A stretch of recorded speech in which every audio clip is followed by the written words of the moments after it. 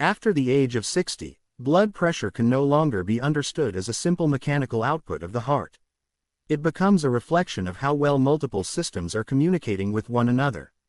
The heart may still be strong, but its behavior is shaped by signals it receives from the brain, the nervous system, and the blood vessels themselves.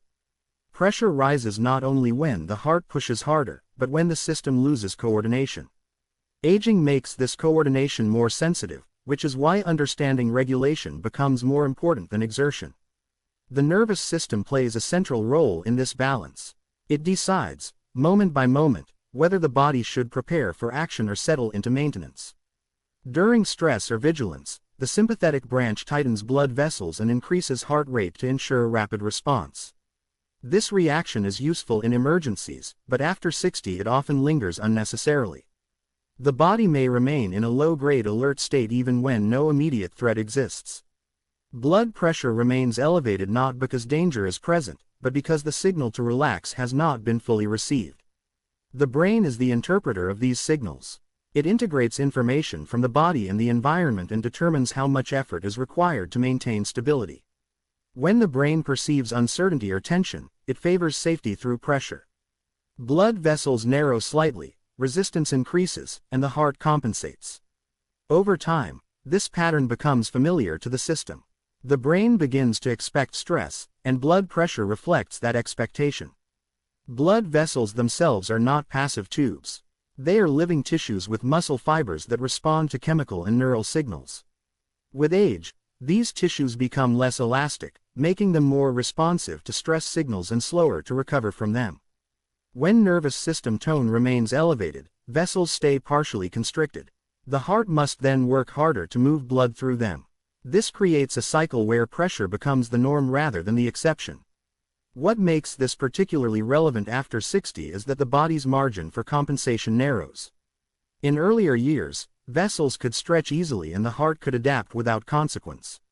Later in life, constant compensation increases where stroke risk rises not solely because pressure is high, but because vessels are under continuous strain. The issue is not only the level of pressure, but the lack of variation and recovery. Daily rhythms influence this system profoundly. When days are filled with tension and nights do not fully release it, blood pressure remains elevated across the entire cycle. The body loses its natural fluctuations between activity and rest. These fluctuations are protective. They allow vessels to relax and recover. Without them, regulation becomes rigid. Understanding blood pressure after 60 means shifting perspective. Instead of asking how to push pressure down, the question becomes how to restore communication. When the nervous system receives signals of safety, it relaxes its grip. The brain recalibrates effort. Vessels widen slightly, reducing resistance. The heart responds by working more efficiently. Pressure lowers as a result of harmony, not suppression. This is why small, consistent habits can have outsized effects. They speak to the regulatory systems rather than the output. By influencing how the nervous system behaves, they reshape how blood pressure is generated in the first place. Over time, this approach supports not only lower numbers, but healthier vessels and a more resilient cardiovascular system. After 60, blood pressure becomes a language the body uses to express its internal state. Listening to that language and responding with calm, rhythm, and cooperation allows regulation to return. The heart, brain, and vessels resume a conversation that is less about urgency and more about balance, reducing strain in a way that supports longevity and lowers stroke risk through alignment rather than force. A 5-minute daily habit may sound too small to matter, yet after 60 it can be precisely the scale at which the body is most responsive. The nervous system does not require dramatic interventions to change its behavior. It responds to signals that are clear, repeated, and believable. Brief moments of calm, practiced consistently, speak to the brain in a way that longer, infrequent efforts often cannot. In those 5 minutes, the body receives a message that it is safe to soften, and that message travels quickly through systems that govern blood pressure. The brain is the gateway through which stress becomes physical. When it interprets the world as demanding or unpredictable, it increases sympathetic activity. This activity tightens blood vessels and elevates heart rate, creating pressure that prepares the body to respond. After 60, the brain may default to this state more readily, shaped by years of responsibility, loss, and adaptation. Even in moments of rest, vigilance can persist. A simple daily habit that slows attention and breath gives the brain a different signal, one that interrupts this default pattern. Biologically, this interruption matters. Stress signaling relies on neural pathways that can be quieted when the brain shifts focus inward. Slow, intentional practices reduce activity in regions associated with threat monitoring and enhance activity in regions linked to regulation. As this shift occurs, the nervous system decreases its output of stress hormones. Blood vessels, which are sensitive to these hormones, begin to relax. Resistance drops, and blood can move with less force. What makes the effect of 5 minutes so powerful is timing and repetition. The nervous system learns through exposure, not explanation. Each time the body experiences calm without consequence, it updates its expectations. Over days and weeks, this learning accumulates. The brain becomes less reactive. It no longer assumes that alertness must be maintained at all times. Blood pressure begins to reflect this new expectation, lowering not because it is being forced down, but because the underlying signal has changed. The heart benefits directly from this process. When vascular resistance decreases, the heart does not need to generate as much pressure to circulate blood. This reduces strain on cardiac muscle and improves efficiency. Over time, improved efficiency supports healthier rhythms and reduces wear. Stroke risk is influenced not only by peak pressure, but by how consistently vessels are stressed. A daily habit that reduces baseline stress signaling lowers cumulative strain. Importantly, the simplicity of the habit increases its sustainability. After 60, the body resists extremes. It responds better to practices that feel supportive rather than demanding. 5 minutes is short enough to avoid resistance, yet long enough to initiate physiological change. This balance encourages consistency, which is essential for long-term regulation. There is also a psychological shift that accompanies this habit. It reframes health as something that can be supported gently, rather than fought aggressively. This reframing itself reduces stress. The body senses intention without urgency. In that environment, regulation becomes easier. Over time, these 5 minutes influence more than blood pressure. They affect how the body handles stress throughout the day. The nervous system becomes quicker to return to baseline after challenges. Blood pressure spikes become less pronounced. Vessels spend more time in relaxed states, improving their health and resilience. After 60, the most effective changes often arrive quietly. A brief daily habit that calms the brain reshapes the signals that govern blood pressure at their source. Through repetition, the body learns a new rhythm, one where regulation replaces reaction and pressure softens as a natural outcome of restored balance and internal trust that continues to grow with each day the habit is honored. The brain and the heart are not separate authorities working independently. They are partners in a continuous feedback loop that becomes more influential with age. After 60, this connection grows more sensitive, and when it remains locked in a state of vigilance, blood vessels carry that tension silently throughout the body. Chronic vigilance is not always felt as anxiety. It often appears as constant readiness, an inability to fully relax, even in moments of rest. This subtle alertness keeps the cardiovascular system slightly activated, and over time, that activation translates into strain that increases stroke risk. From a biological perspective, vigilance is a survival strategy. The brain evolved to detect threat and prepare the body to respond. It does this by adjusting heart rate, blood pressure, and vascular tone. When danger is real and temporary, this system is life-saving. When vigilance becomes habitual, especially later in life, it becomes costly. Blood vessels remain more constricted than necessary, and the heart continues to work against resistance that no longer serves a purpose. After 60, the brain's threshold for perceiving threat often lowers. Years of responsibility, accumulated stress, and physical changes can make the nervous system more reactive. Even neutral situations may be interpreted as requiring attention. The brain responds by maintaining sympathetic dominance, keeping blood pressure elevated even during rest. This elevation is not dramatic, but persistent. It is persistence that damages vessels over time. Stroke risk is closely tied to this persistence. Blood vessels in the brain are delicate. They rely on flexibility and balanced pressure to remain intact. Chronic strain weakens their structure, making them more vulnerable to rupture or blockage. Importantly, this vulnerability develops quietly. There may be no warning signs until an event occurs. Understanding the role of vigilance helps explain why stroke risk cannot be managed solely by addressing numbers.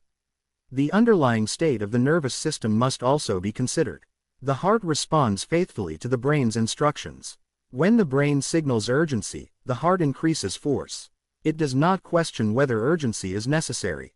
Over time, this pattern increases wear on cardiac muscle and contributes to irregular rhythms. These rhythms further destabilize blood pressure regulation, creating a cycle that reinforces itself. What makes chronic vigilance particularly challenging is that it often feels normal. The body adapts to it. Elevated pressure becomes familiar. The absence of calm becomes unnoticed. Breaking this cycle requires not effort, but interruption. The brain must be shown, repeatedly, that safety exists in stillness. When this occurs, its output changes. Stress signaling decreases. Blood vessels respond by relaxing, and the heart adjusts its rhythm accordingly. Reducing vigilance does not mean ignoring life's demands. It means creating regular moments where the brain is allowed to disengage from monitoring. These moments retrain the system. They lower baseline alertness and restore flexibility to vascular tone. Over time, this flexibility protects blood vessels from constant stress.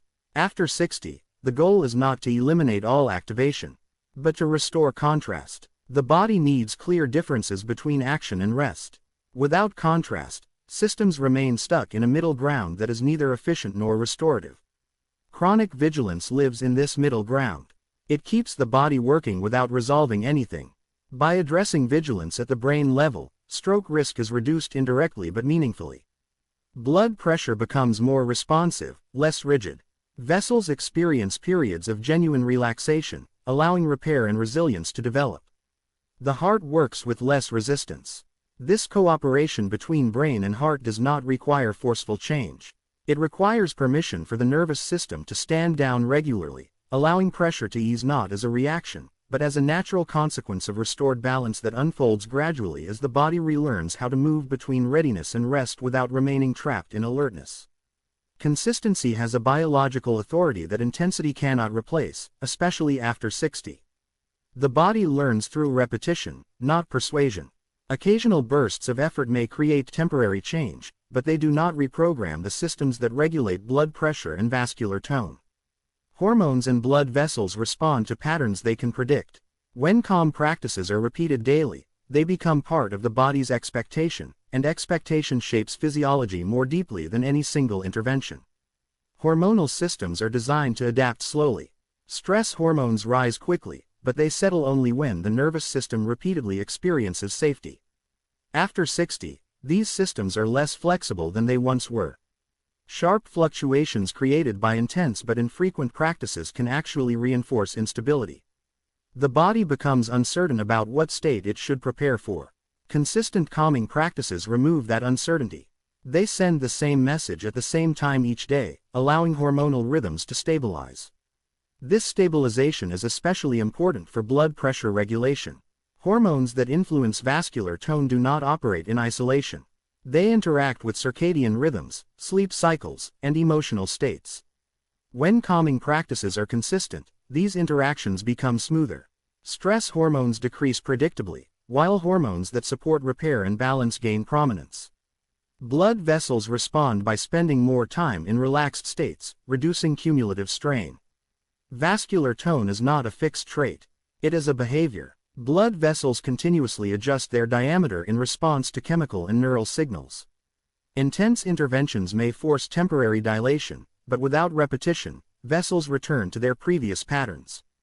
Gentle, consistent practices retrain these patterns. Over time, vessels learn that they do not need to remain constricted. This learning reduces baseline resistance, allowing blood to flow with less pressure. After 60, the body values reliability over novelty. Novel interventions demand attention and adaptation, which can increase stress. Familiar practices reduce cognitive load. The nervous system recognizes them as safe and predictable, allowing it to relax more fully. This relaxation influences not only blood pressure, but immune function and metabolic health as well. There is also an important psychological component. Intensity often carries urgency. Urgency keeps the nervous system activated, even when the goal is relaxation. Consistent calming practices carry a different emotional tone. They are not about fixing or correcting, but about supporting. This tone matters. The brain responds differently to care than to demand. When care is consistent, the brain reduces its protective stance. Over weeks and months, these effects accumulate.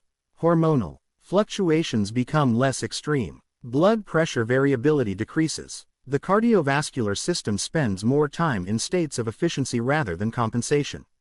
These changes are subtle, but they are durable.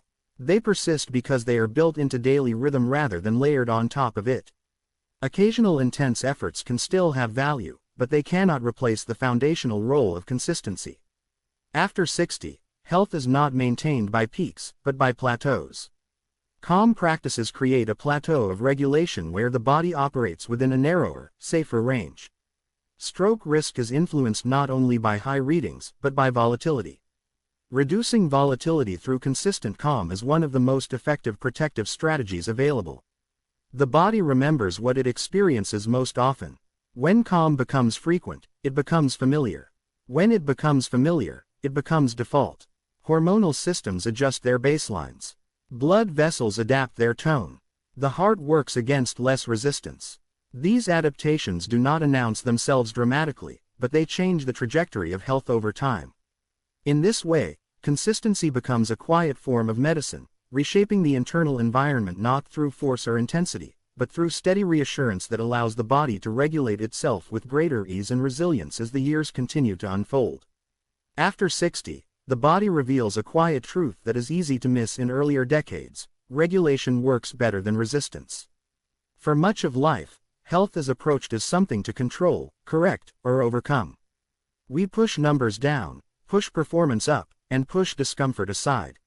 But with age, the body becomes less responsive to being pushed and more responsive to being listened to. Blood pressure, especially, reflects this shift. It responds not to force alone, but to how well the body's internal systems are allowed to coordinate without interference. Cooperating with the body's regulatory systems means recognizing that the heart, brain, blood vessels, and nervous system are designed to self-adjust when given the right conditions. These systems evolved to maintain balance, not extremes. When we attempt to overpower them with urgency or constant intervention, they often respond with resistance. Pressure rises, tension persists, and regulation becomes harder to achieve. Cooperation, by contrast, reduces internal conflict. It allows each system to perform its role with less strain. After 60, the nervous system becomes a central gatekeeper. It decides whether the body should defend or restore. When health strategies are driven by fear, the nervous system senses urgency and remains activated. Even well-intentioned efforts can reinforce stress if they are framed as battles. Cooperation reframes health as partnership. The body is no longer something to fix, but something to support. This shift alone alters nervous system tone in ways that directly influence blood pressure. Blood vessels respond particularly well to cooperation. They are sensitive to chemical signals released during stress and calm. When the nervous system relaxes, vessels receive permission to soften. This softening reduces resistance and lowers pressure without demanding that the heart work harder. Over time, vessels regain some flexibility, which is one of the most important protective factors against stroke. The brain's role in this process is often underestimated. It constantly monitors the body and environment, adjusting cardiovascular output accordingly. When the brain senses trust in the process rather than urgency, it reduces its protective output. Heart rate stabilizes. Hormonal signals quiet down. Regulation becomes smoother. This does not happen instantly, but it happens reliably when cooperation is consistent. There is also a psychological benefit that feeds back into biology. Cooperative approaches reduce anxiety around health. Reduced anxiety lowers baseline stress hormones. Lower stress hormones improve vascular health. This cycle reinforces itself gently, without effort. Health becomes less reactive and more stable. Importantly, cooperation does not mean passivity. It means choosing actions that align with how the body actually functions. Simple, repeatable habits that calm the nervous system are forms of cooperation. They respect timing, rhythm, and capacity. After 60, the body values these qualities more than intensity or novelty. Over time, cooperation changes trajectory rather than outcomes alone. Blood pressure may lower gradually, but more importantly, it becomes less volatile. The body handles stress better. Recovery happens faster. The cardiovascular system spends more time in efficient states rather than compensatory ones. Stroke risk is influenced not only by average pressure, but by how often vessels are exposed to strain. Cooperation reduces that exposure quietly and consistently. Aging, then, is not something to fight against, but something to work with intelligently. The body is still capable of regulation, learning, and adaptation well into later life. It simply asks for different signals than it did before. When those signals are respectful, calm, and consistent, the body responds with resilience. Supporting blood pressure after 60 through cooperation honors the intelligence built into human biology. It recognizes that longevity is not extended by domination, but by alignment. When the body is allowed to regulate rather than resist, pressure softens, systems synchronize, and health becomes less about managing risk and more about sustaining balance in a way that carries forward year after year with greater ease and internal harmony.